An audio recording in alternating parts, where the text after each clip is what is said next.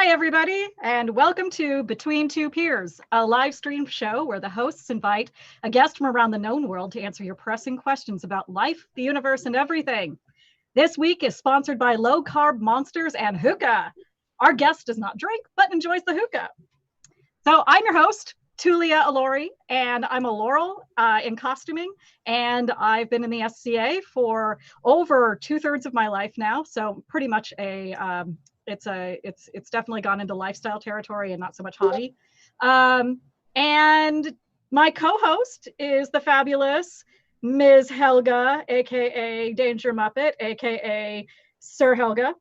Good evening, everybody. I'm Sir Helga, or Danger Muppet, as I have become. Actually, you know what? My intro tonight is how I got that name. And so my Wonder Twin makes fun of me for how I look in photos because I'm very expressive with my face, and so a lot of photos it's not flattering. And so we started making a lot of fun of it because I was really nervous while we were raining about the photos coming out and everything else like that. And so he would just start calling me, "Hey, look, you made a Muppet face." And then it turned into Hans calls me Danger all the time. And so it just turned into Danger Muppet like that. And well, when nicknames stick, they stick. So now I'm Sir Danger Muppet. So tonight we have our guest, Jane the Reborn. Jane, would you like to introduce yourself? Hello, everybody. I'm Jane. I've been playing in our society now about 30 years. Well, 32 years. God, we're getting old. This is not fair. Been heavy fighting since I was 16. Coming up on 36 this year. So my fighter card turns 20. That's pretty awesome. Other than that, I'm a pretty openly trans fighter out here in the Kingdom of the West. And thank you guys both for having me. Thank you for being on our show. Yes. Yeah. So I'll go over the drinking game real quick because we skipped it the last couple times because most people have it memorized, but if we have anybody new watching this evening. So please drink whenever a host or guest uses a non-SCA name when referring to somebody else on the show. Drink when somebody says, "Before I was a peer." Drink when somebody says, "In the West Kingdom." Drink when somebody says, "I last reigned." I really feel like most of these are aimed at me tonight. You just picked that up? In fact, I'm pretty sure like almost every single one of these, except for when I was a peer or before I was a peer or in the West, are absolutely things that you came up with, Helga. Yeah. Drink when anybody calls for a soapbox, and drink when somebody mentions the use of spite sprinkles. And so with that, we're going to roll right into the show. All right. So I gotta scroll up to where the questions are. All right, our first question is from our dear Carius. What are 3 things you would tell young, bright-eyed you about the SCA? And this is an interesting question because, Jane, you've been in the SCA since you were pretty much a toddler, I think. Okay, so 3 things that I would tell young me. God, that is a hard one. Technique. Use technique when you go out on the field. Your joints will be happy later in life. Number 2, get over yourself. The only person who is going to remember your biggest losses are you. And the last thing I would tell myself is that as much as you enjoy it, as much as you love it, as much as it might seem otherwise, the SCA is a game, and it is unwise to try and build your life solely around it. Solid. Yeah. I don't know if I could do better than that.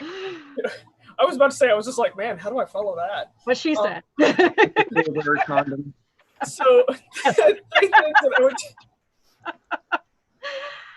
3 things I would tell a young, bright-eyed me. One night stands should stay one night stands. Don't take them home. Don't try to make them relationships. Because they might turn into husbands. Okay, I'm actually really cool with that one night stand. Like that works. So it's. I'd have to come up with a logical way of saying that rule. 2, mechanics, more mechanics. Don't get hit in the elbow, you idiot. Because that was expensive. 3, I'd probably say be willing to fail earlier. If I could have a conversation, it would probably be a conversation with me about don't people please.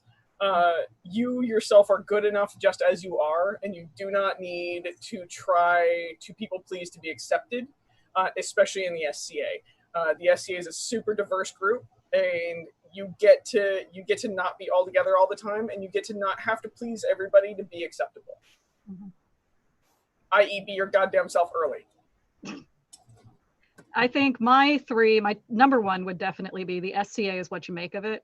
If you're not having a good time, look at who you're around.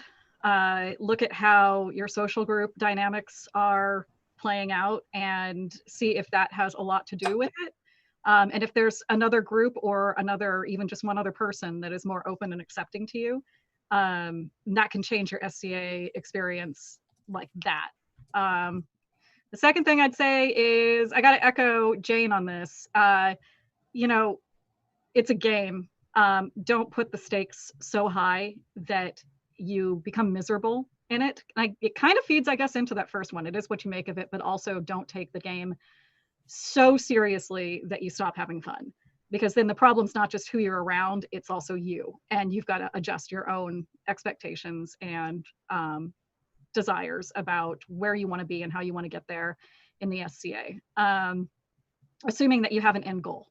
Many people don't. I kind of did, and I think it ate me up pretty badly, kind of chewed me up and spit me out for a number of years. And the third thing is be excellent to each other and party on, dude. And I'm saying that kind of tongue in cheek, but also very much seriously in the sense that treat everybody well and be there to have a good time. And I think, again, don't take it so seriously that you ruin your own game and the game of other people because you're taking it so seriously. I feel like this is very personal for me, actually. That is 100% what I would have said to young Tulia when she was not called Tulia. So are we ready for the second question? Yeah. Who is one of your SCA, this one comes from Erica the Two Ravens. Who is one of your SCA heroes and why?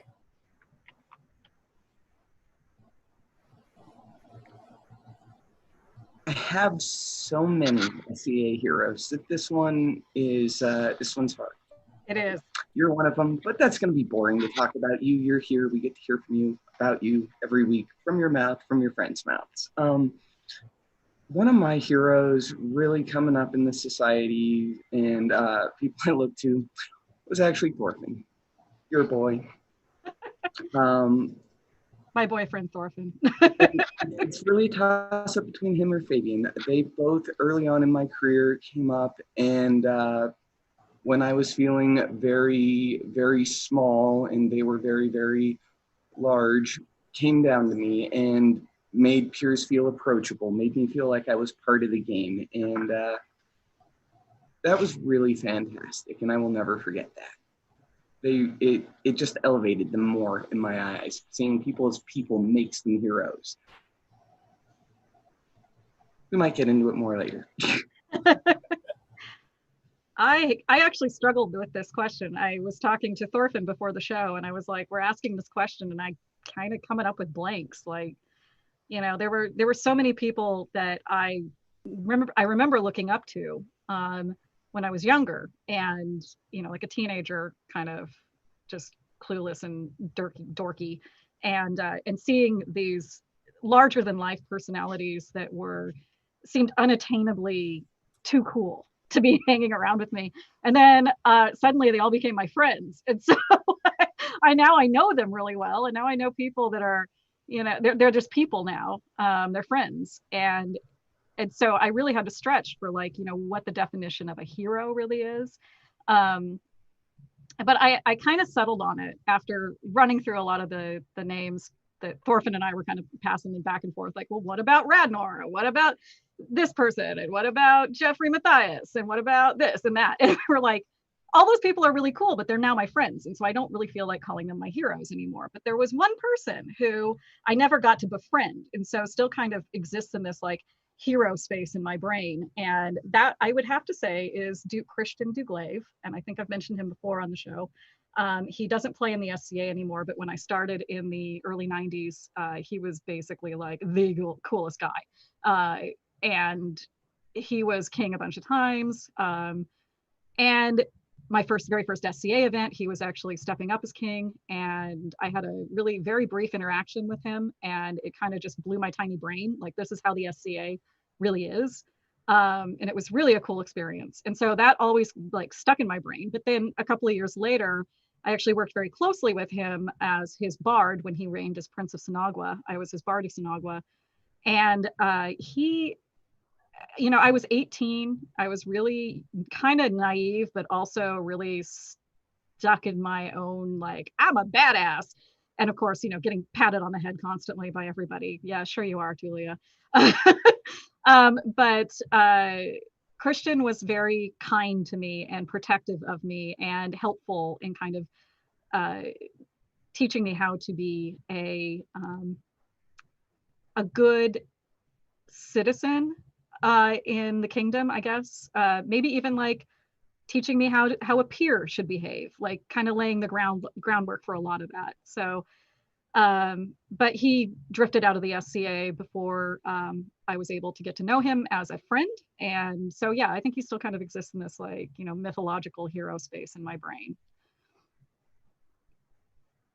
Oh, now I gotta answer this. I have so many heroes in the SCA. And so I'm gonna touch on a couple of them real quick because I'm that pain in the ass. So one, Duke Matthias, may his memory live through the ages. Mm-hmm. And he is one of my heroes because when I was injured, he was like this really weird cheerleader that became my friend. Like, he was one of those like SCA gods, like, oh my God, I can't go talk to that guy because he's too cool. And then he'd be like, walk over to me and hand me a beer and be like, hey, can't wait until you're back on field. And like, hand me a beer and then leave. Like, he was just, and then we developed a friendship, and it was just one of the coolest things ever. And to this day, it's one of my favorite memories, getting hammered with him at Crown, October Crown that Connor won. And it was just him and I laughing and making fun of each other. And he really taught me to just be myself, and that the struggle bus is okay. And you can continue to do what you do. Second, Duke Skeggy out of Ontier, then the West, and now somewhere else because they travel everywhere. Skeggy was one of the first people that really kind of defined what being a verbose king was to me, as my introduction to him was him standing on the Ontarian throne, on the armrest of the Ontarian throne, giving his crown speech. And I was like, I want to be a peer like that. Like, holy crap. But Skeggy is unabashedly himself all the time. And he may screw up, and he knows that he does. And then he tries to own it and make it up to his friends and go from there. But he is unapologetically himself all the time. So yeah, those are two of my SCA heroes. I have a bunch more too. Like, I just have a ton because the SCA is just full of them, and it's amazing and awesome. And I guess as they're sitting there talking, just names keep coming to mind. Like, oh, I know, I'm just like, I actually got to hang out with the Stephen of Pembroke, the real one. I met him. And oh my God, that guy was a crack up. He is. Taught me just how to have so much fun in this society. It's amazing. I was such a jerk when I first met him. Stephen of Pembroke, if you're watching this, which I don't think you would be, but if you are, I have to apologize for the first time I met you.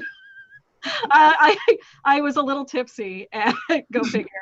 And he walks up to me at a West Ontier War, and he introduces himself as Stephen of Pembroke, and I'm like, I was like, you're the guy we're all supposed to say we are when we're doing stupid things. Yeah, not one of my finer moments, but so. I'm just going to pile on with the Stephen of Pembroke story real quick, and then we'll move on, because I like literally the more we sit on this hero question, the more I'm just going to go like off the deep end. I met Stephen of Pembroke. Make it a soapbox? Yeah, we haven't hit a soapbox yet. I met Stephen of Pembroke mundanely. Oh shit! And so, like, we met and we're hanging out and we're drinking. And I'm like, dude, you are really funny. And then somebody told a Stephen of Pembroke story, and he got super just like kind of catty, and I'm like, man, like, well, you're not even in the SCA. And he just looks at me. He's like, I'm actually Stefan of Pembroke. And I was like, exactly. shit. So we've been hanging out for 2 days at this point in time, like completely mundanely. And I'm just like, well, my bad. Hi, Stefan. Sup? I know a lot about you, or at least a lot about what everybody says you do. Well, so for those who aren't aware, is that there's like this stupid joke. I don't know if it goes outside the West Kingdom, but it's for sure in the West Kingdom, is that if you're gonna get caught doing something stupid, just say you're Stefan of Pembroke. And I'm sure there's a history there, and I'm sure, but he laughs it off. He carries it off very, very well. And he's a super nice, super charming guy, and very class act about like being the kind of kingdom butt of a joke. Yeah. So, so are we ready for the next question? Yeah, let's do the next question. Okay. This is mine. So this one is, well, actually, this is Helga. Sorry, I'm asking it. Helga proposed it. As a female identifying person, how has your gender identity impacted your SCA experience? Give one negative and one positive. Dropping the hard questions. So, having been on both sides of this, I do not get taken seriously as female fighter, like just in general. I remember a few years back going and asking a Duke I was asking anybody of any stature on the field, hey, can you show me some technique? Can you show me something? And his response was, here's duct tape and strapping tape. You put the strapping tape on first if you want a proper sword. Like, that's how seriously I got taken by him when I asked him this question.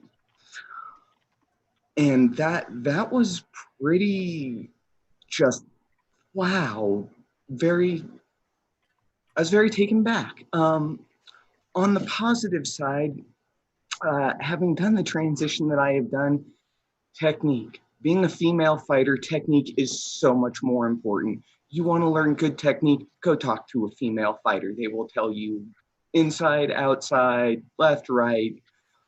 Oh my God. You want good technique, go talk to the female fighters, because if we don't use it, our shots don't land. We can't muscle through. We're not a boy. We can't just pull on that testosterone to muscle it through. It just doesn't happen. Good technique. Helga? Impacted my SCA experience. Okay, so we're going to go with the negative one first. I was taught some toxic femininity things that I'm still working on. Being accepted as one of the boys and being a tomboy was making it.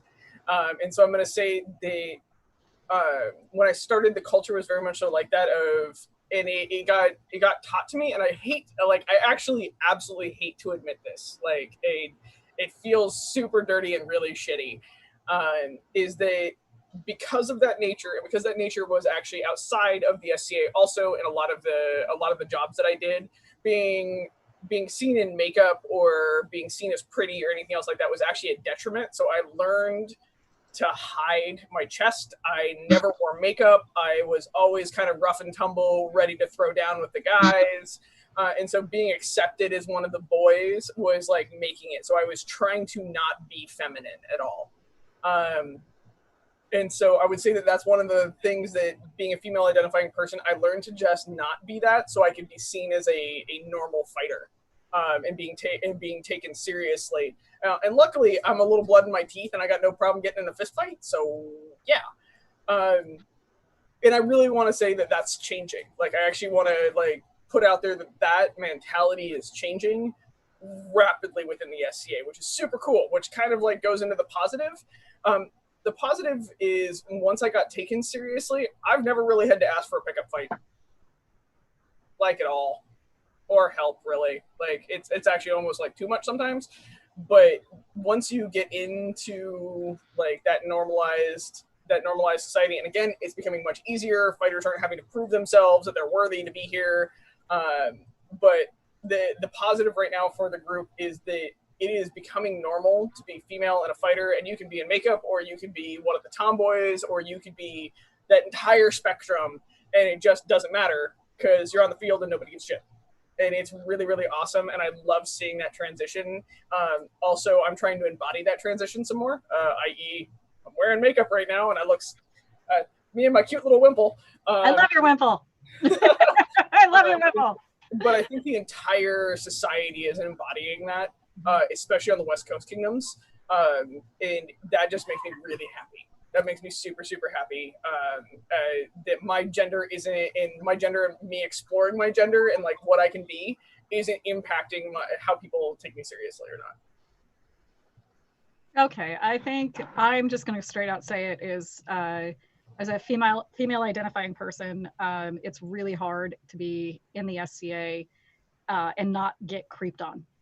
Either, you know, somebody trying to harass you, or somebody trying to hit on you, or, you know, any number of things. So that's kind of where my negative experience resides, is in the,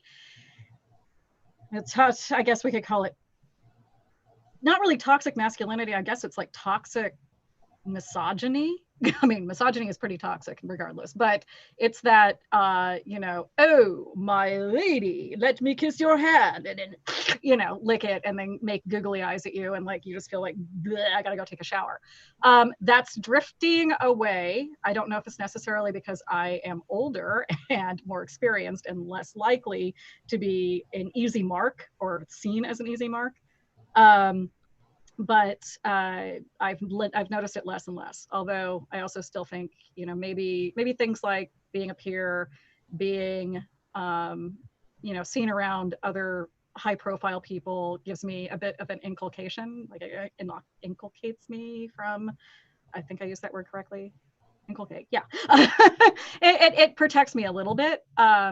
I don't feel as vulnerable as I did when I was 15 years old and first joined and getting creeped on by 45-year-old guys.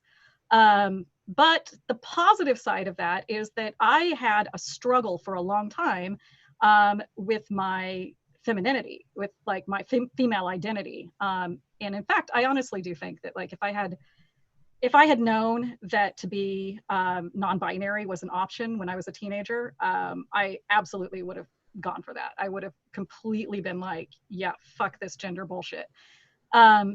What happened with me, and that doesn't necessarily mean it happens with everybody, what happened with me is I grew up into my identity, and I like the parts of my identity kind of fused together, and I became okay with being female and a woman. But one of the things that helped me with that actually was in the SCA was allowing me to explore these areas of being female safely, where I could dip in and dip out, and I could get comfortable with the idea of, well, maybe I'm going to wear an outfit that exposes my cleavage a little bit. And then somebody may make a gross remark, but I also feel like somebody that I'm with is going to call that person out and protect me. And so that means that they're, you know, I was kind of in this weird like space of exploring that stuff, seeing how I could incorporate it into who I am, because this is my body. I mean, it's hard to run away from the body that you're born in. And I definitely was as a teenager. And I think the SCA like helped me really kind of fuse all these little bits and pieces together into whatever weird little, you know, Tulia I am today. And it did it in an actually a very positive way. Like I said, I felt protected enough, and I felt supported by the people in the SCA that I didn't have to, you know, choose, oh, got to be super feminine all the time. I can be a little bit, you know, kind of androgynous, or I can be a little bit on the masculine side, or I can be a blend of everything. It doesn't really fucking matter, because, you know, that was my experience. Doesn't mean it's everybody's experience, but that was mine. And I'd say that was my positive and negative there. I have a soapbox to go off on. No, do it. Drink.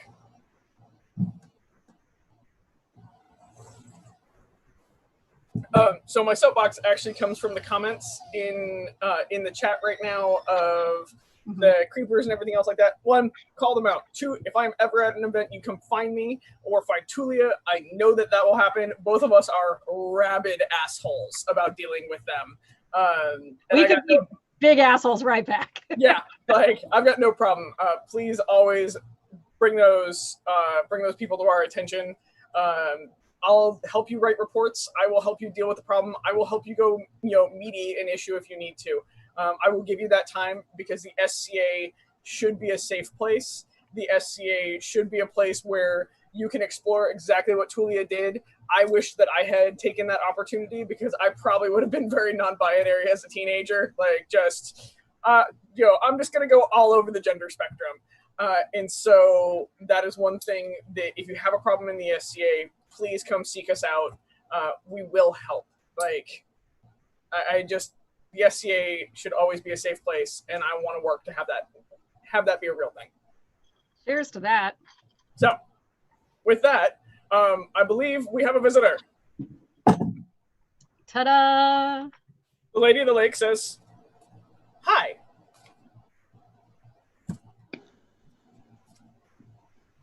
Oh, she keeps upping the game on these questions, by the way. So, the Lady of the Lake would like to know, taco, burrito, or sloppy Joe? Oh. Burrito, like, this is so easy for me. Burrito, all the way. I don't need to explain myself. I love food. That's right, Jane. You just embrace it. Look, Jane's throwing down there. Tulio? I actually would say, well, so I have a twofold answer to this question. One, burrito for sure. In fact, Thorfinn completely mocks me constantly for always wanting to put every food in a tortilla. So I will find a way to put it in a tortilla and eat it because I love tortillas. Corn tortillas, flour tortillas, gluten-free, whatever, doesn't matter. I'll eat it all. I love food wrapped in food. I think because sushi is another one that I really like. Same principle. Sushi counts as a burrito, by the way. Well, if you don't chop it up and you get like one of those. I have a flow chart for this. Sushi counts as a burrito. Fight me. Well, in San Jose, it kind of weirdly does. Actually, they have a sushi. It's called Sushi Rito. Is a chain of sushi restaurants that basically sells sushi burritos. Anyways, the second part of this is I actually really, really, really was a fan of the Crunch Wrap Supreme at Taco Bell when I was a teenager. Because it's crunchy and it's wrapped in a flour tortilla. It's like the best of both worlds. That's terrible. Yeah. Don't worry, I actually really liked it too because that was the only Mexican food in the really little white town I grew up in. Yep. Okay, so mine, I'm gonna have to it's kind of sad. So I love burritos, but here's how I like I want meat,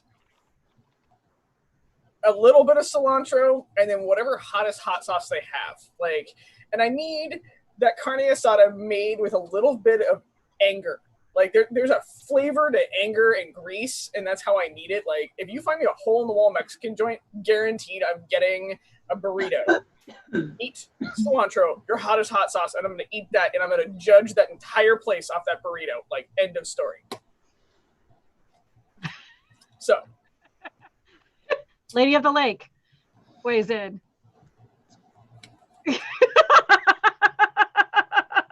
I have to read this out loud. I would like to note that the Lady of the Lake sends this message, and I'm going to try to read this with a straight face. Helga plus Sloppy Joe. There's a joke in there somewhere. I hate you a little bit. Oh my God. Oh God. So she submitted a second question, and we'll see how quickly we can answer this one. Okay. What's your favorite comfort food? Oh. Favorite comfort food? I love you too. A sandwich. Honestly, I love my sandwiches. Just like a sandwich, some meat, some cheese, a little bit of lettuce, tomato, mayo mustard. That's all you need. That is comfort right there. It's everything you need right in your hands to go right into your stomach and make you feel better. Nice. Sorry. Sandwich. Oh, Tulia, everybody drink. Or take, smoke off a hookah. Or hookah. Well, other than burritos, or quesadillas, actually. Quesadillas are probably my ultimate comfort food. I often joke, I'm born and raised in California, multiple generations back. Family goes way, way back here in California. And honestly, you get like, it's kind of a kid's snack to just get like a flour tortilla with butter on it. And yes, it may be like the whitest white thing ever. But it's kind of one of the first foods that any kid is really allowed to make for themselves. And so comfort food for me is like, and maybe that's why a flour tortilla. I often talk about how like a flour tortilla is my Patronus. It's just so comforting. Just wrap something in a flour tortilla and give it to me, and I am comforted.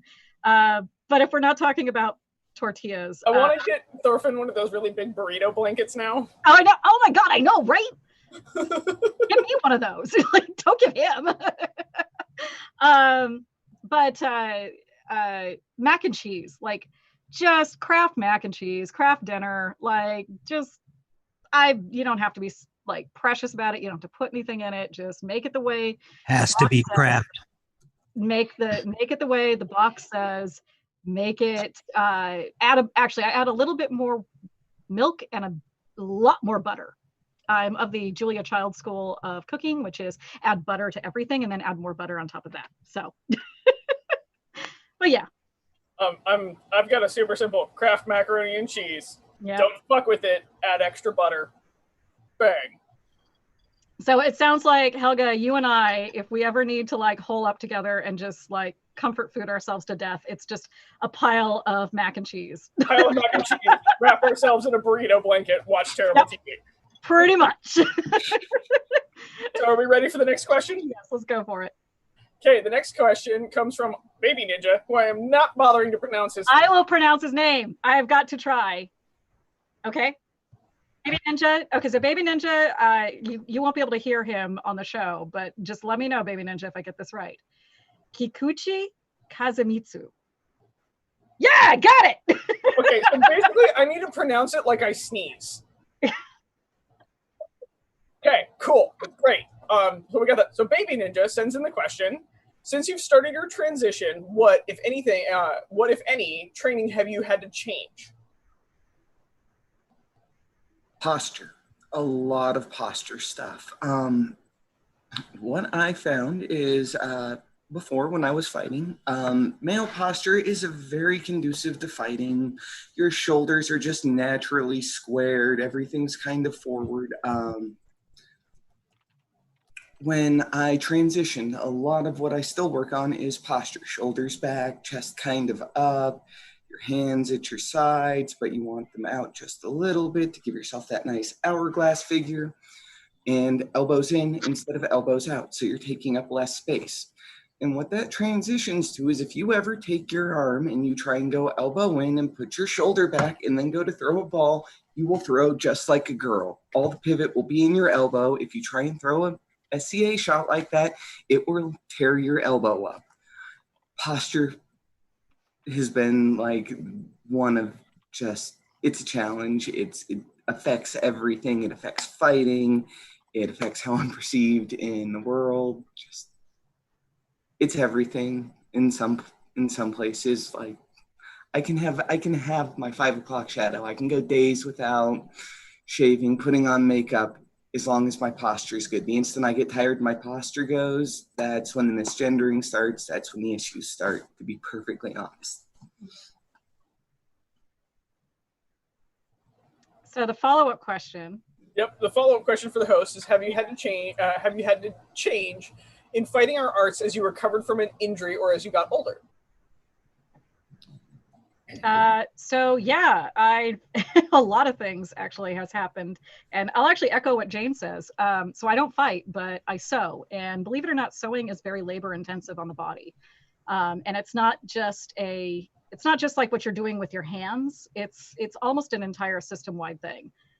So posture is really, really important. And if somebody had hammered it into me when I was in my 20s, that I should maintain a good sewing posture, I probably would not have the back, neck, knee, arm, shoulder, wrist issues that I have now. So absolutely have had to, since I've crested the age of 40, had to modify a lot of my sewing. I can't sew for as long as I used to. I mean, used to be, I would sit down in my workshop and I would sew for about like 8 to 12 hours straight through, like without moving, without eating, maybe a bathroom break in there. And I would sit tailor style, you know, cross-legged, and just like a little machine. I can probably sew maybe a couple, like an hour to 2 hours at a stretch now without moving, but I absolutely have to set an alarm every like 15 to 20 minutes, set a little like get up and stretch alarm, you know, and that allows me to like reset a little bit. Also reminds me to eat and go to the bathroom because that's not healthy. And then I can go right back to it again. But yeah, I have to multiple times throughout an hour to 2 hours sewing stretch, have to physically remind myself with a cue, like an alarm or something, to get up, stretch, or stretch your neck, do your little, like I have this whole like series of exercises that a physical therapist gave me years ago to help me with my shoulder issues and my neck issues and all of these things. And these are all 100% because of poor sewing ergonomics and, you know, when I was in my 20s and 30s. So yeah.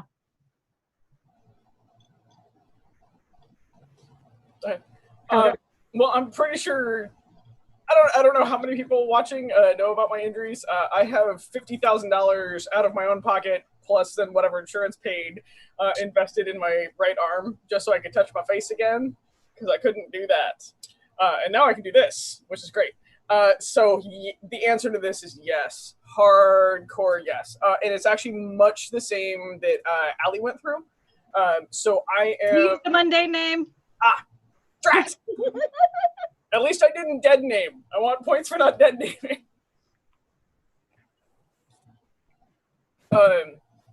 Try. That's all we ask. Well, actually, I have a weird one on that I would like to ask a personal question at the end of the show about that. So just to warn you, that's coming. So I went from being very strong. I was a ranch girl. Like I was bucking hay all the time. Amusingly enough, Jane knew me at that point of my life. I was a little brick shit house of nothing but muscle and anger and sass. It took everything I had at that point to keep up, and I was 18. It was insane. And so I went from that to I couldn't use my entire right arm, and so it rebuilt my fighting. I went from actually fighting like a guy and fighting very basically from my belly button up and very heavy-shouldered and heavy-handed where I threw my weight into the shot to having to relearn how to transition through I had to learn frame weight transfer, proper loading techniques, cross-loading, how to recover properly, and so it was probably the best thing to ever have happen to me, by the way. It saved my fighting career because it made me fight for my frame size, and it taught me how to articulate what I was doing. And realistically, that injury probably made me into the knight that I am today. Versus had I continued on the path and not been injured, I don't know if I would be anywhere near as well suited for what we do.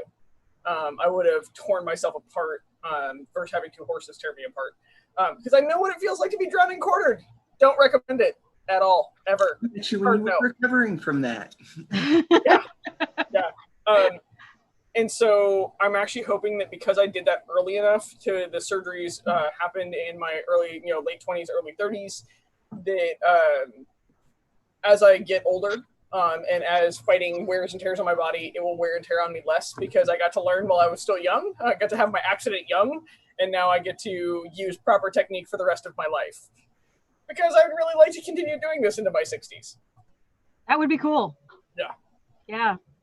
There's things that I need to go win and people I need to make queen. And, there's a list of stuff I still want to do in the SCA.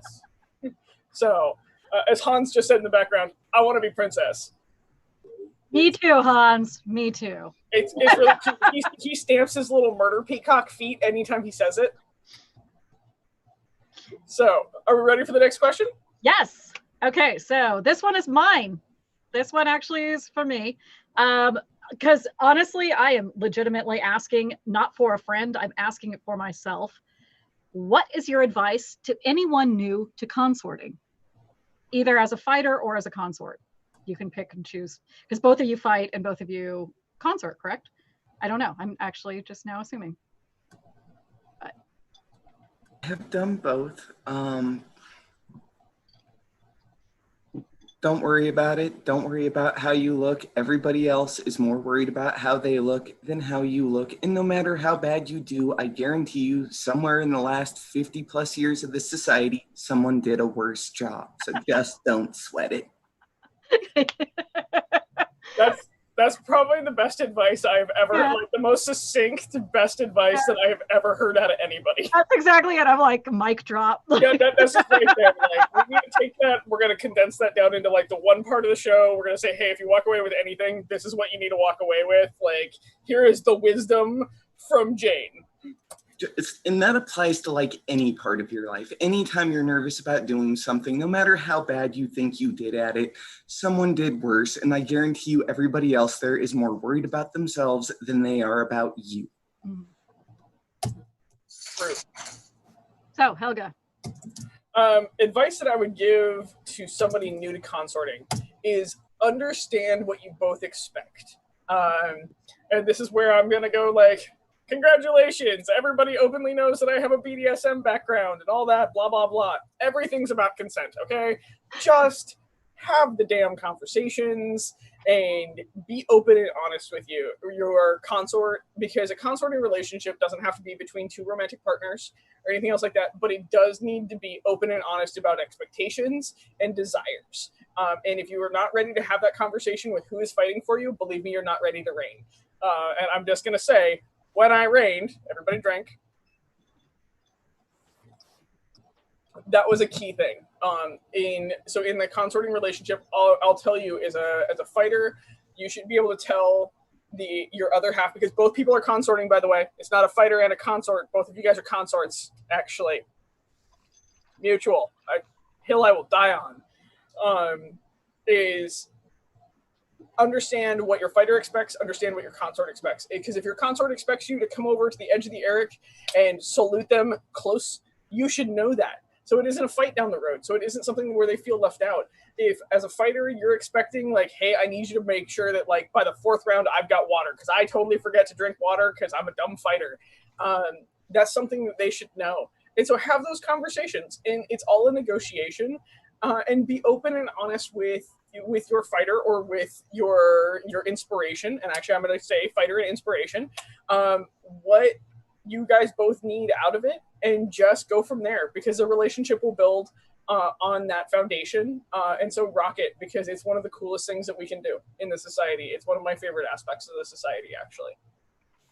So Helga and I have had many discussions about this, because, and I'm going to explain a little bit of my background on this question. I was in the SCA for over 20 years before I was ever fought for.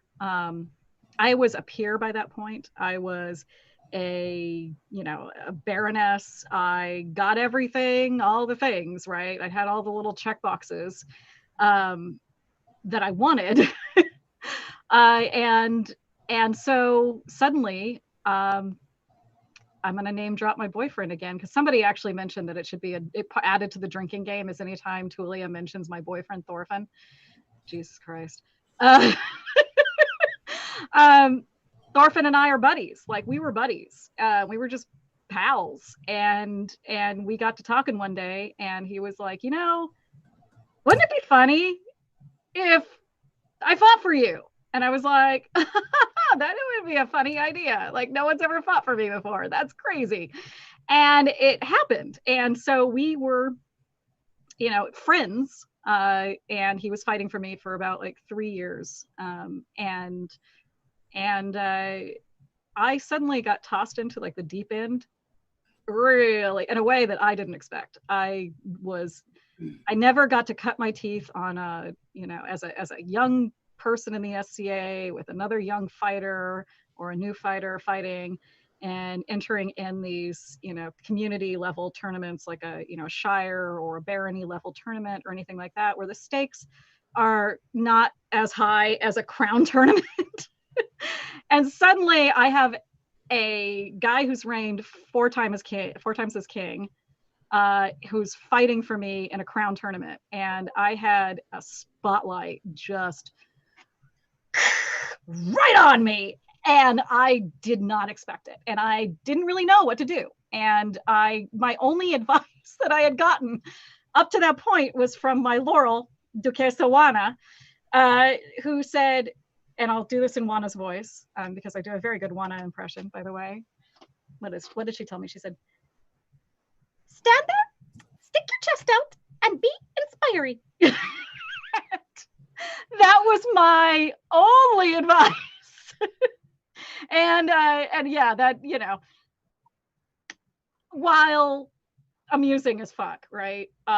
Actually did not prepare me for any of like the crazy types of politics and kind of high level viewership that I got shoved into. The first time Thorfinn fought for me, he semifinaled.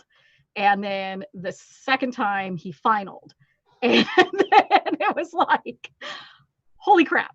So I have a really weird, like, I don't really know what to do as a consort, because also Thorfinn's been doing this for 30 years.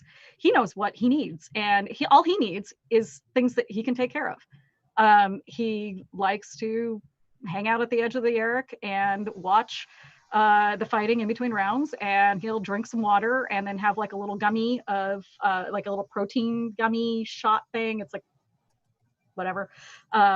Chews that up and he's set. He doesn't need anything. I just kind of am there. And so yeah, it's a really kind of weird experience. I need to, and it's made me want to explore like the concept according to consorting a little bit more. So I guess that's a long way of saying like I really don't know what the fuck I'm doing. So help somebody, please. Consorting is super personal. It is. It's individual. It's one of those things that's, again, I guess you could go back to sex, like whatever your sexual preferences are, in bed, like make sure your partner is aware of them. I was going to say, I believe, Jane, you were actually my first consort.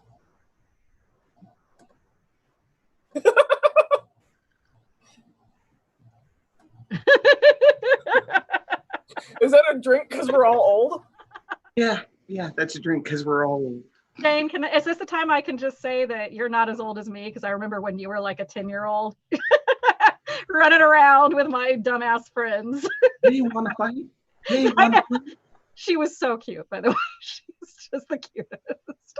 We're all just like, this kid, like for real. I would just run around every event in a tabard that had my your fish on it there. Yeah.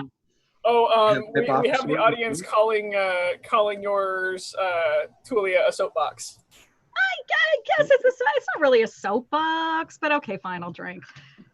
I've been to the audience's will on this one, but it's mostly just a weird, lengthy explanation for my complete cluelessness and unpreparedness for something in a society that I've been in over half of my life at that point, and it came out of nowhere and hit me upside the head, like, oh wow, this is a whole thing.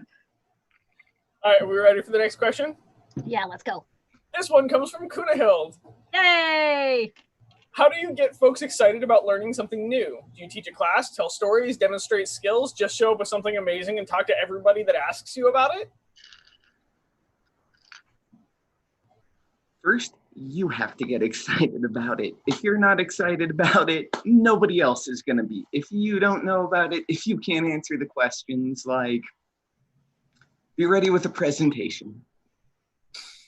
I'm just going to go with, I think this is the mic drop episode. Literally, Jane is like... You're just like... I'm just so used to having to keep things short and concise. If you would like to put more feelings into it, you're 100% welcome to. You're going to have to tell me what the question was again. It is getting later in the evening, and we have had a number of soapboxes. How do you get folks excited about learning something new?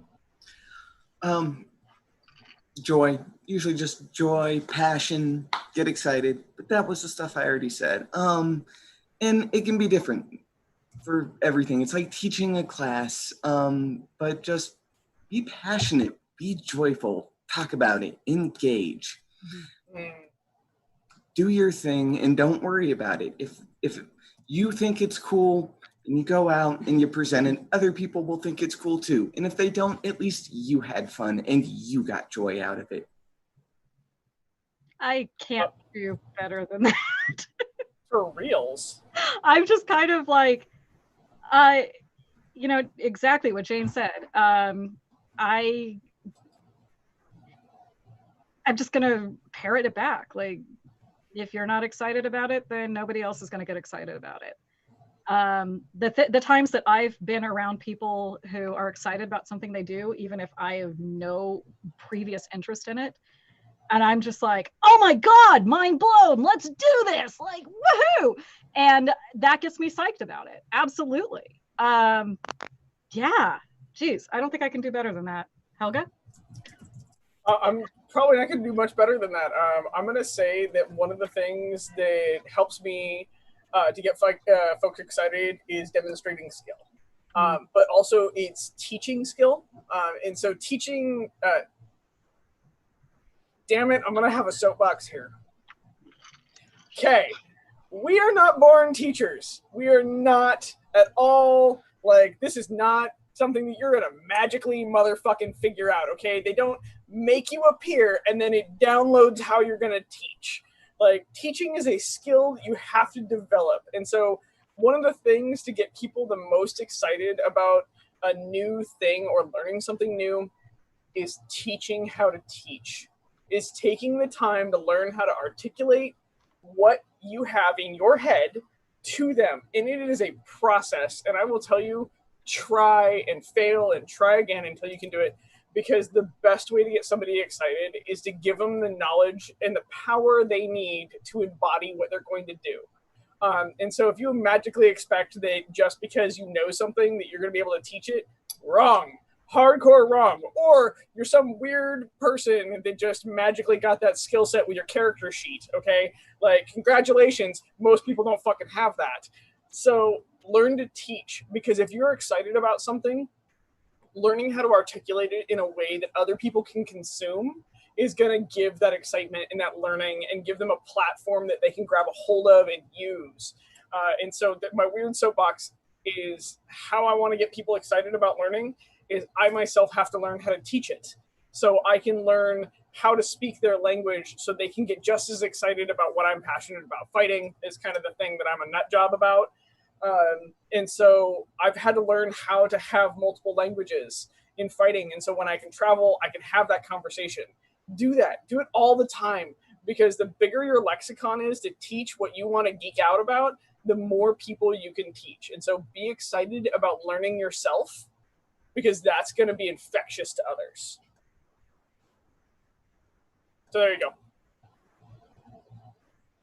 Be excited about what you're doing, and everyone else will find it exciting. Yeah, so pretty much I'm gonna mirror what Jane said and be like, be excited, enjoy this. But I'm just gonna use more words and a weird soapbox about, like, learn to teach, damn it.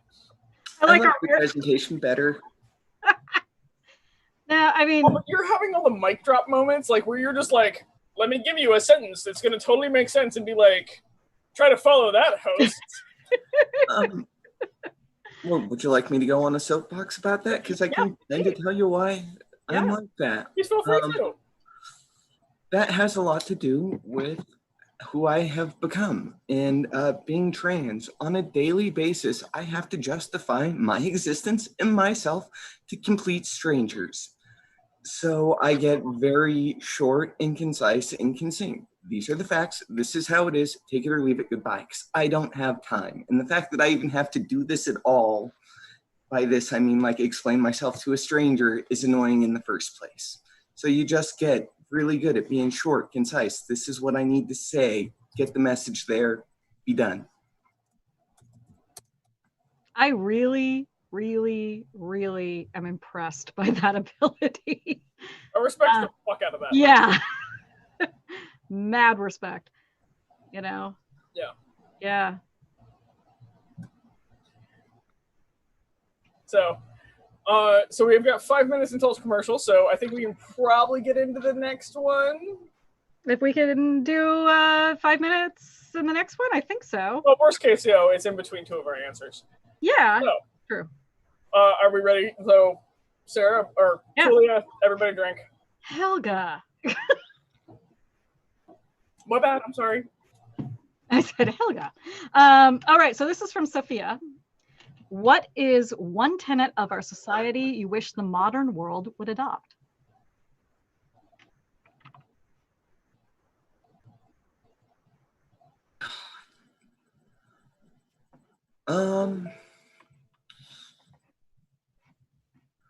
Wow. Tell you what, I'm going to drink, one of you answer, and then I will give my answer. Oh, okay. Cool. Or my equivalent of drinking. So one tenet of the society that I would love to see the world adopt is actually our... shit. I'm going to say this really fucking weird, so I'm sorry, guys. Is our perception of honor and courtesy. Not exactly how it's completely played out in the SCA, because we are human and we are flawed, but our honor and our courtesy and how the ideals that we live to of owning our shit and understanding that not all things are correct and right, and that as peers we have to own that. And so kind of how, and this is my personal weird internal paladin bullshit, because if anybody hasn't figured it out, pretty much I'm the paladin. It is not the character sheet I wanted, but it was the character sheet that I was given. Yeah, I'm the paladin. Great. Is my idea is so based in faith on self and our virtues that I live it in everyday life, and I wish that more people would take that on. Because when I stumble and fall, my honor calls me to task, and my courtesy calls me to task to be kind to those that I have wronged. My honor calls me to task to own my shit. And I think that if that was out in the world more, we would see a better world, because we cannot improve unless we improve ourselves and improve how we stand in the world. And I think that tenet is what is making the society rapidly grow and change so fast. And I hope it continues to do so. But I'd really like to see it, frankly, in modern politics, or in how we communicate online, or in media. We have no ownership of how we are flawed and what we have failed and done in the modern society at large. And I think if we had that, overall, we would have a stronger society. And so that is one thing that I would like to be like, click download. We need more paladins out there. Go ahead. Go ahead. Okay. So yeah. I was supposed to answer first, but I passed. But now I've got my answer. Mine would be that sense of community. In the SCA, we all have a huge sense of community. When our leadership says something like, hey guys, can everybody pick up their trash before we leave site? There aren't a whole bunch of people off to the side going, well, why should we do that? I shouldn't have to pick up my trash. Well, can't somebody just do this all for us? Everybody just picks up their stuff, because it affects all of us. If we trash that site, it's bad for all of us. None of us can come back. The society can't come back. Yep. And right now, I just feel like in the mundane world, there are so many divides over so many things that the sense of community is gone. It's more about the boats and the ships and my side and this side and that side, rather than the side, hey, we're all going to go down together when we go down. And it doesn't matter about the finger pointing. We're still headed straight to the bottom of the ocean, and we need to do something about that.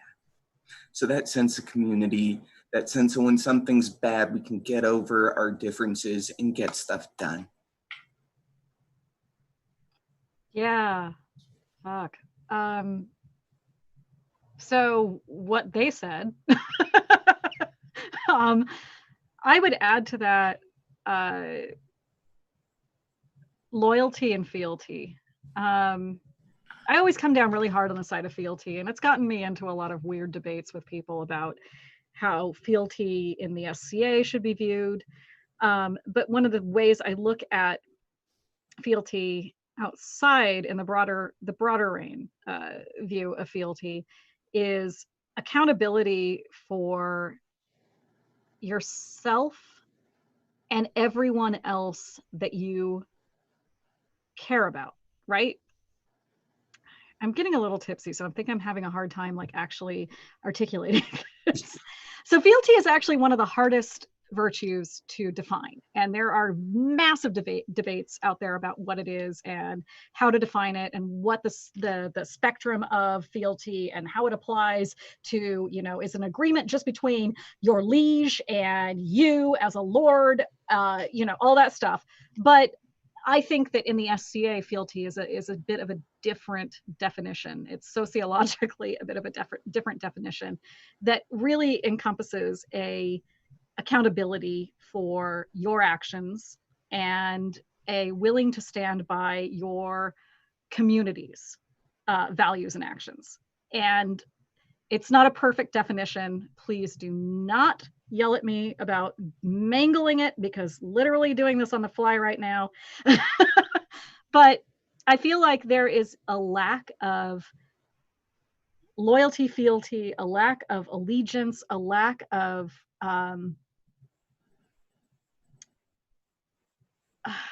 what's the word? Sorry, I'm on the tip of my tongue. It's like a lack of responsibility for yourself and your community. Helga, you're raising your hand. Yeah, I'm just gonna pile on this one because this is gonna be a weird one. I want to agree with you, and I will say it's a lack of a loyalty and fealty that is both ways. Mm-hmm. It's not blind. No, exactly. We've had many conversations about this. Of your version of fealty is a two-way street. Yes. And I think the modern context has taken fealty and loyalty and bastardized it into a one-way street of brainwashing, kind of cultish nature, versus how you've always articulated it to me is it is a two-way street where the conversation happens, and within that understanding is created that everybody backs versus just everybody blindly follows. And that's kind of one of the things that goes in with what Jane said earlier, which is the kind of, I liken it to, and I think I've actually name dropped Dan Savage before on this show, but Dan Savage, who is a really amazing journalist, writer, personality, he has this term called the campsite rule, which is to leave everything better than when you found it. Like everything. So like when Jane was saying, like, let's all pick up the campsite after we're done with it, like in a literal sense, and nobody is like, oh, I didn't do that mess. I don't have to do it. I don't want to do it, blah, blah, blah. Everybody goes, no, we need to actually like band together and make this a better place so we can come back to this place in the future, because they won't think we're a bunch of litter bugs who just shit on everything. And also we take care of it for one another. And so that's something that we just don't see outside of the SCA, which is kind of one of these reasons why in what's going on right now, I'm very much retreating even further into the SCA because of all of the divisiveness and the shittiness about the real world out there, and about who's wrong, who's right, and who's going to own who, and who's like sticking it to who. Like, can't we all just be in this fucking boat together? And I think that kind of, absolutely, we see that play out on a smaller scale more successfully in the SCA. And again, we are a smaller population, so, you know, higher pressure around socially for people to adhere to those rules than in the real world, where it's such a big thing, where nobody has to be held accountable for anything. Sure. And with that, shall we go to our commercial break? Yeah, let's do that. That was way more than 5 minutes.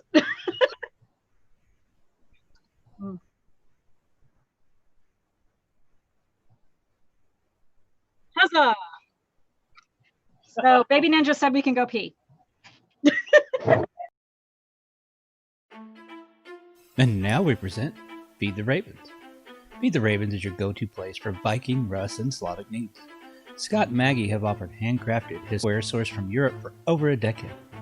And of course, they are the only source for the much sought after Maggie mugs, one-of-a-kind handmade pottery based on historical examples from across medieval Europe. Check out their Etsy store at Feed the Ravens. That URL is etsy.com/shop/feedtheravens.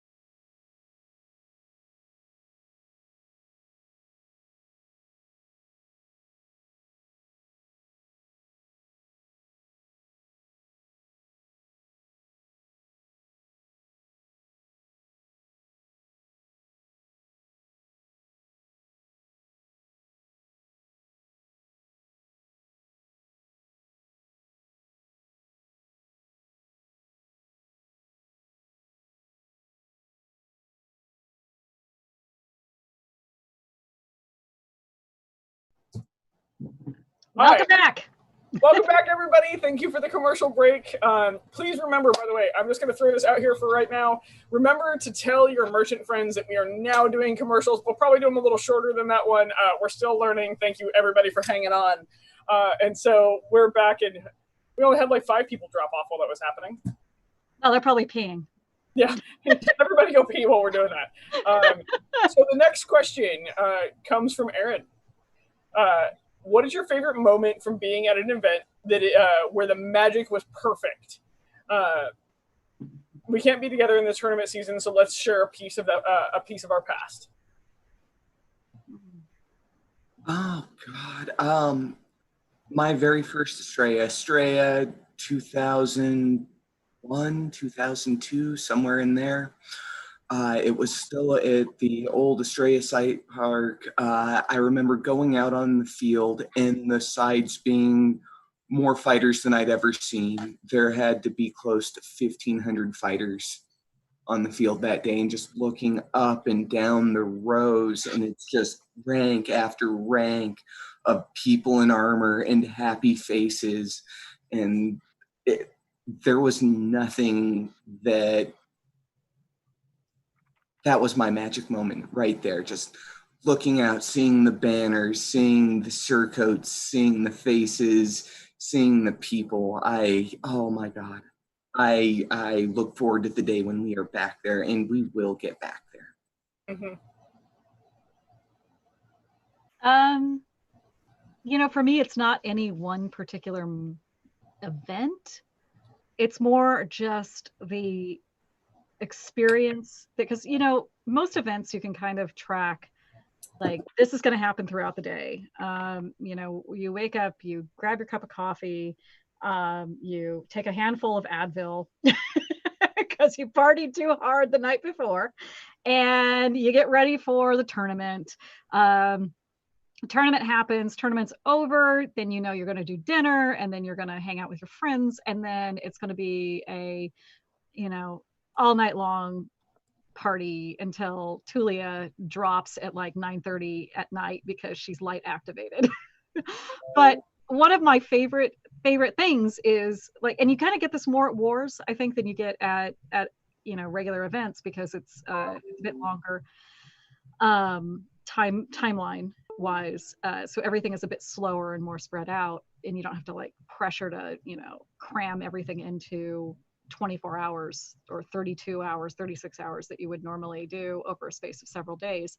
But it's the hanging out and singing around the fire pit at an event. And it's simple, and I love it. And I don't care if you're singing period songs. I don't care if you're telling poetry or stories. I don't care if you're singing Stan Rogers, especially, actually, I'd really prefer if you sang Stan Rogers, because I am a huge Stan Rogers fan.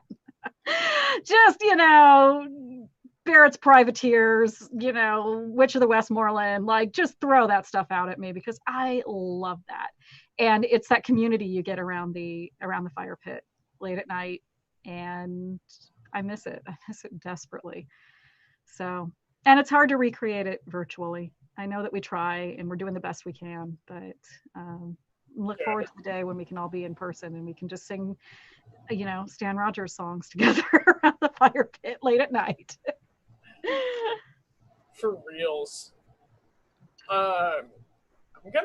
There's just so many moments, actually. And I'm gonna go with, so you guys all know about my night riding with a friend to the beach on a horse and like in my full armor. That is one of my most sacred moments. But another super sacred moment for me happened at Estrella a couple years ago. Brennan happened to be king of the East. It was one of the first times the West happened, and there's so many of the Eastern and Westerners are all, and we're in the Cock and Bull Tavern, and we're all drinking, and there's other parties going on, but all the West is together, and we're making grilled cheese, and we're dancing, and we're laughing, and we're just drinking and being friends and being close and changing stereotypes. So, because like one of the stereotypes out there is that the East and West hate each other. It's the kingdom of the word versus the kingdom of the book, which is a super interesting conversation, by the way. That's one we should have with one of our Eastern friends. We could, actually.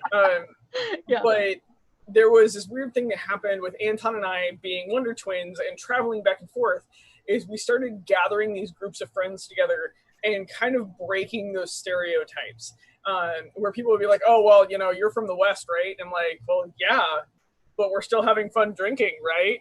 And it like crushed old bad blood, which was just emotionally satisfying. I'll just be super clear on that.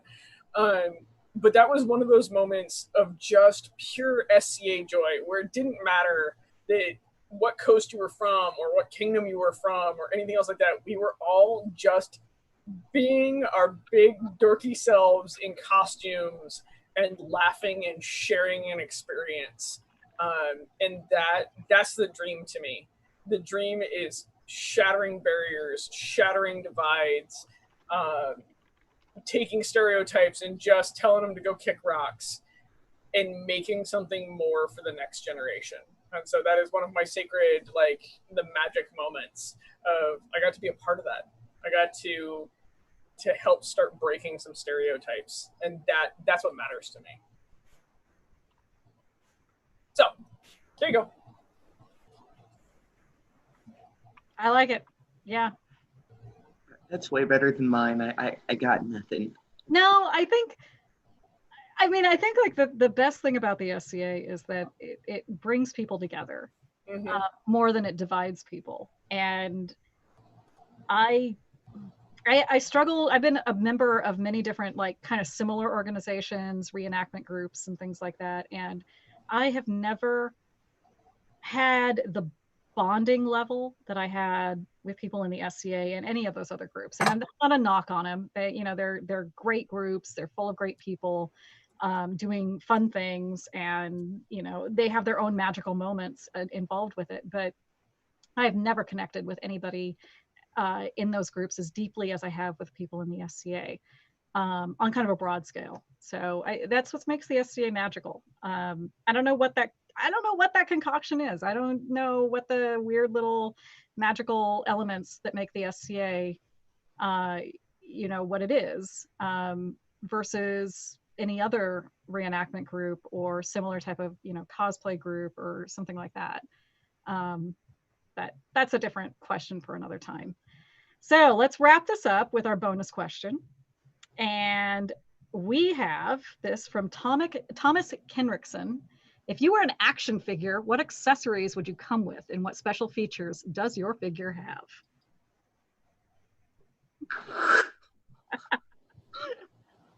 This is like the best question ever submitted, I think. Mm-hmm. Listen, action figure, what features would I have?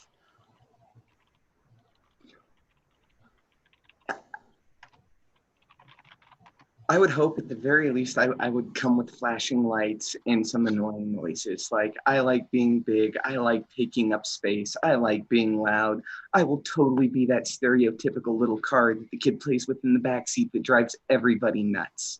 Like, that's my features. Being loud, being proud, and doing what I do really well. Even if that's not your thing, it's my thing, and I do it well.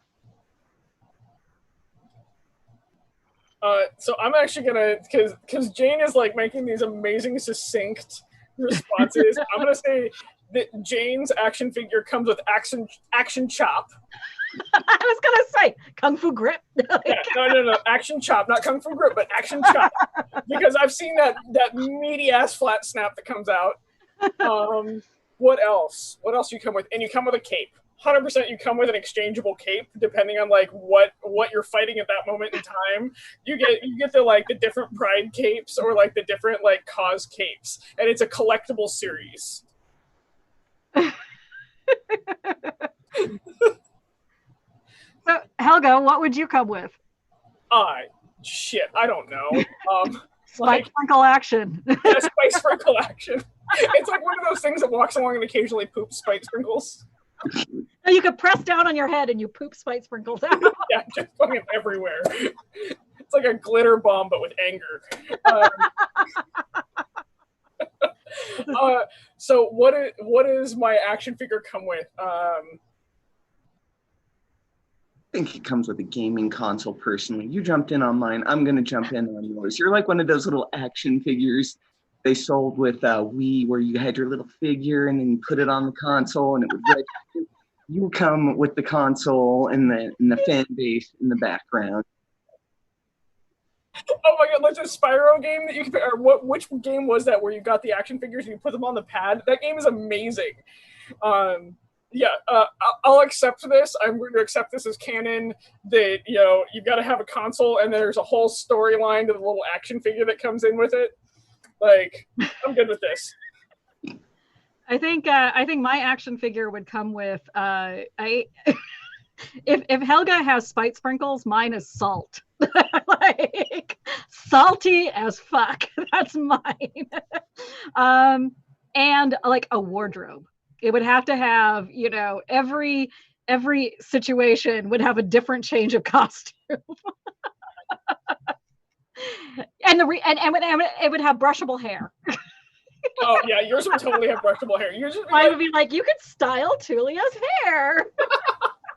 It comes with different and it's a salt shaker, A really big salt shaker though. It needs to be like 3/4 of the size of the action figure, and she needs to be holding it like this in the box. Exactly. That's my accessory, a giant salt shaker. Would you care for salt with that? Because totally got you. Also, you can brush her hair. So I come with spice sprinkles, and you come with the salt, yeah. And then Jane just comes with a bag of tea because she's going to spill it. Jane's definitely got the tea. Well, we've got a little bit of time. Do you want to add a question in? You want to drop one in just out of nowhere? So we actually had 4 or 5 questions. I know. We had some really good questions that were submitted during the chat. So I kind of like Genevieve's question. What are you doing to play in the SCA while we're in the COVID environment? Yeah. Yeah. I made sure to include my foster night in my pod. Like during Corona times, we all have our little pods, people that we interact with. We try and keep outside interaction minimal. My foster night is in my pod, and to keep doing anything SCA related, like I'm out in the hills. Like there's ESCA, but it is imperfect for a number of reasons, much like anything in life. So I go down there for a week or 2 at a time, and that's where I get my SCA fix. We hang around, we talk SCA, we work on SCA stuff, we work on our other hobbies and interests too. But which gives me like that sense of friendship and community and family that I'm missing from the SCA, and that's how I'm getting by. So for me, art. I'm trying to be very open and honest with my art because I'm actually kind of weirdly shy about it most of the time, but I'm doing a lot of Scythian stuff that's turning into stamps and tattoos, and I'm trying to be better about doing research. And so I'm like, for me with the SCA stuff, while COVID's going on, is I'm using it as an excuse to better myself as an artist within the SCA. Also just kind of like rah-rah the fighting community and rah-rah the community as a whole to talk and learn how to communicate online. This is going to be a weird name drop or weird like thing drop is the circle chat group is for chivalric discussions. And yes, I understand that it was full of drama the first 3 weeks because every board is, but we're having some pretty cool conversations on there now, anywhere from like alignments in Mordor to fighting discussions or art discussions. And so I'm trying to promote like online content to keep us engaged and keep us thinking about this cool medieval hobby that we do and what it means to all of us. You have been doing an amazing job with that list, by the way. Like, I just want to say. Thank you. Occasionally that list drives me to drink. I will totally soapbox over here on this one. Go for it. So, and again, as a non-peer, when we first went to this ESCA format, it was very, very trying as a non-peer. We had all these lists, and the norm that had been adapted for most of these lists was some form of ask the peers the question, and you only get peer answers, which is fantastic most of the time. And the way that things were before COVID, that worked really great. We could ask our questions, any clarification we needed, anything like that. We only had to wait, at worst, a few days till practice, worst case, a month or 2 till a major level event. And it was at those events where we as unbelts and well, myself as an unbelt, but just non-peers in general, had our biggest voice. That's where our voice was. So when we lost the in-person, we lost a bit of our voice. And not to mention going into this, it wasn't exactly like we had a guidebook going in. I mean, the SCA never in our history has had to collectively take a year plus off from seeing each other face to face, at least here in the continental US. Good job on you for Europe, for, listening to the science. Keep doing you. But there was no instruction. We'd never done anything like this. So there was going to be growing pains. Like, we had nothing we could refer back to. There was no experience. And we are a very experience-driven society. You go out, you learn, you get the experience of doing, and then you use that experience to teach others. There aren't as many books on fighting as there are on needlework or other things, but it's still, when you go to actually apply it to modern day, there's that extra, and I'm forgetting where I was going again. But nonetheless, Circle group, fantastic, gave us non-peers a voice, and we really kind of needed it. There needed to be more communication. The other thing is there's a lot of overlooking into things. You would sit there and you'd read these lists. You would ask your question to the peer, and there would be one paragraph, and you would have to tear apart each and every paragraph, trying to get all of the meaning you could out of it, because unless you had posted the question, you couldn't ask for the clarification. And unfortunately, in a lot of that, there were people that would just blatantly break the rules. Well, I feel that's wrong, and that's just growing pains. That's going to happen. You guys did an amazing job at giving everybody that even footing that we needed to stand on, and making us non-peers feel like our voices mattered during these COVID times. That makes me happy. Can I take a tiny bit of credit? So I'm not really involved with the Circle group at all, but I was one of the first people added, because Helga added me and was like, you need to get in here and help me ask a question. And my initial question was actually, can we open this up to non-peers? Because there are so many groups on Facebook that are strictly like, ask the Knights, ask the Laurels, ask the Pelicans, ask, like ask a peerage. And not any group that gave a voice to non-peers to give their experience. And that was one of the things that I was kind of like, hey, can we make this a little different? Because there's like a bajillion other groups out there. They're strictly peerage question groups. Let's, if it's possible, and you guys rock and you did the thing. So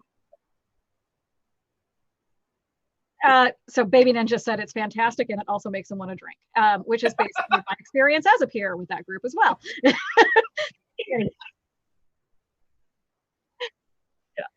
Yeah. But yeah, that, go back to like one of the first two, 3 questions that were asked. And my question was the one that was like, hey, can we open this up to non-peers and give them a voice? And so I'm just going to take teensy amount of credit for that, but the rest of it, Helga and her crew, Helga kind of had to take over the group. The person who started it was like, all right, bounced and was out. He's back now. Left her holding the bag. He's moved on to other things now, exciting and new for him. Good, we wish him well, right? And Helga just actually took that and was like, I guess I am running with this. And in Helga's fashion, she ran. So it's been a cool group. That's the Circle on Facebook. It is the Chivalric Discussion Group, I think is what it's called. It's a really, really interesting group. Please come join us. We would love to get more voices. Yeah, and actually, come in and join in. It is never a dull moment. I will put that that way. There are moments where I was just like, the fuck? And then there are moments where I'm like, the fuck? Shit, somebody really laid it out. And but it is one of those things where in this online world, we can't interact with one another, but we have this great opportunity to share with one another in a way that we've never done before. And to answer the question for myself, I would say this is what I'm doing. This show is what I'm doing to engage in the SCA while we can't get together. Because not only does it give me an excuse to put a costume on once a week, and to put makeup on and to actually give a fuck and not be in my yoga pants and a dirty t-shirt I haven't changed for 3 days, which I normally look like. I have this excuse now to get together with one of my dearest friends, Helga, and get to know other people better Some people I know really well. Some, Jane and I have, kind of we're kind of getting ready as adults. We're getting to know each other as adults, but we were kids, when we first met, like actually under the age of 18, minors. And as adults, getting to know Jane and getting to know her experiences transitioning and all of this really cool stuff, getting to know her now. And then many other guests that we've been on the show that I don't know at all. Wouldn't know them from Adam or Eve, like no idea. And I've suddenly now they're like super buddies of mine. Like Seto, will message me every now and then. I'd never met Seto in my life, and he's just like, "How's your day going? You having a good day?" And I'm like, "God damn, you're so positive." Yes. He actually messaged me the day my car got stolen 2 days ago, and I was like, "My life sucks." And then talking to him was really, really awesome. And then I found my car yesterday. So I have my car back and it's cool. That's the end of that story there. Yeah, yep. Pretty much. Fuck you, car thieves. Suck it, car. So with that, are we ready to go ahead and wrap this up? Yeah, let's wrap it. I love how, so you can't see it, but Carius is like flashing these like words on our side of things, like wrap it up, like flashing it, like wrap it up. And then Curious is just, or Baby Ninja's just shoving popcorn in his face. So do Tulia or Jane, do you have anything else to say before we go into our other show plugs and the commercial updates? Nope. And on the hot streak, no need to ruin it now. Okay. All right. So with that, the other thing that we're starting to do is we're starting to promote other shows at the end of this. And so each one of us will choose a show a week to promote. I will post links to them on the Between Two Peers page on Facebook. And please go like and follow those other shows. Jane, who would you like to promote this week? I would like to promote Rosie Speaks. She does an amazing show. She is she's non-peer for those of you that are interested in those sorts of things. She is a wonderful, amazing person that generates some amazing discussions. Please go check her show out. It can be found on YouTube, Rosie Speaks. Nice. And again, we'll make sure that links are posted. Tulia, is there a show you wish to promote this week? I would like to promote Live from Kaid. And we were on the show a couple of weeks ago. And Laertes and Bjorn were delightful and wonderful. And I will say, if you would like to catch the show live and not uploaded later after the fact, they have a Facebook page, Live from Kaid, CAID, if you're not familiar with the spelling of Kaid, because we may have some new people here that don't know that Kaid is spelled that way. Looks like Cade. No, it's CAID. They require, so they live stream to the Kaid Kingdom Facebook page. So you need to be a member of it to catch it live, but they are good about uploading it back to Facebook on their private Facebook page or their personal Facebook page. But Laertes and Bjorn are awesome, and we had a great time on their show, and we're gonna work on getting them on here and get them back what we got. I really want them on the show so we can just be like, congratulations, you're no longer on a PG show. Welcome to the R-rated show, motherfuckers. Well, to be fair. Everybody go watch the damn show. Watch Letterkenny, best show ever. But to be fair, they actually allowed us to say some swear words. So we are swearwolves. Wait, no, we're not. We're werewolves. We're not swearwolves, right? I am a swearwolf. Another great show. Oh, I am a complete swearwolf. We're live. Anyway, Helga. So the show I'm going to promote is actually not out there yet. I am throwing our tech crew under the bus of they are doing an Ask the Squires. Baby Ninja is hosting this. I'm not sure how involved Carius is yet, but I have a feeling he's involved.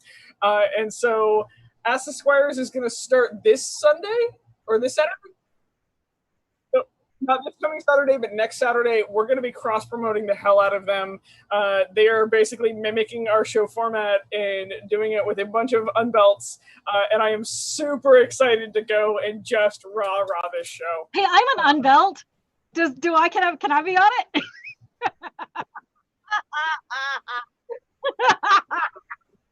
I was about to say. Ninja's so all like we have a long list and you're not on it, sweetheart. So I'm pre-promoting their show. As soon as they have their Facebook page live, I will make sure that their link is up. I'm very excited to see what they do with it. So with that, I'm going to start wrapping this up. Merchants, please, everybody following the show, if you have a merchant friend, especially right now, since we are not going to have events until 2021, please send your merchant friends to us. We would love to start hosting a commercial or two per show so we can help send them business and we can help send them revenue in this time, because the only way that the society merchants are going to survive COVID is by all of us supporting them. And there's great wares. I mean, I drink from these every day. This is my coffee mug from Maggie. This is Historical Glassworks. Continue to spend money with them. And so please send us your merchants so we can help support them by giving them airtime on our show. Sorry, and now I'm going to cough and then choke. When we say Maggie mug, we mean between two ravens. Feed the Ravens. Feed the Ravens. Feed the Ravens. Glassworks. And this is historical. Feed the Ravens. Historical Glassworks. Yeah. Fabulous. Well, yeah. So what we're going to do is, so next Friday, we're going to have a charming guest off Bloodfoot. I am super excited about this show. So please remember to send in questions. You can send in questions via Messenger on the page, or you can private message Tulia or myself, and we will add them in. I will also be making a post on Wednesday for it.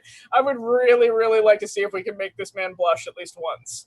So full disclosure, Ulf Bloodfoot from Montier, Duke Ulf Bloodfoot from Montier is my boyfriend. Wait, we all have to drink. Apparently now we have to drink when I mentioned Thorfinn. He's my boyfriend's Canadian boyfriend. So y'all just got to be prepared. This is going to be really fun.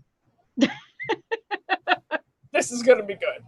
So like that, with all of that, please like, share, follow us on Facebook, like the show, like past episodes. If you feel like going back and adding, click the little up button. It helps us get this content out there in the SCA. Also, we have just revamped the YouTube page. You can see all of the other shows that we follow. Please go like and share their shows. There is so much amazing SCA content out there right now, both official and unofficial, because our show is 100% unofficial. We are no way affiliated with no way represent the ideas of the SCA or opinions there. Yep, there's a reason why there's a warning label on our show. So, but please go support all the content that's out there. It makes people continue to produce it, and it keeps this amazing thing going on. And so with that, I'm going to say good night, and thank you, everybody. Thank you especially to Jane. Thank you for being on the show with us. For reals. You have been putting up with us virtually as you do in real life. Yep.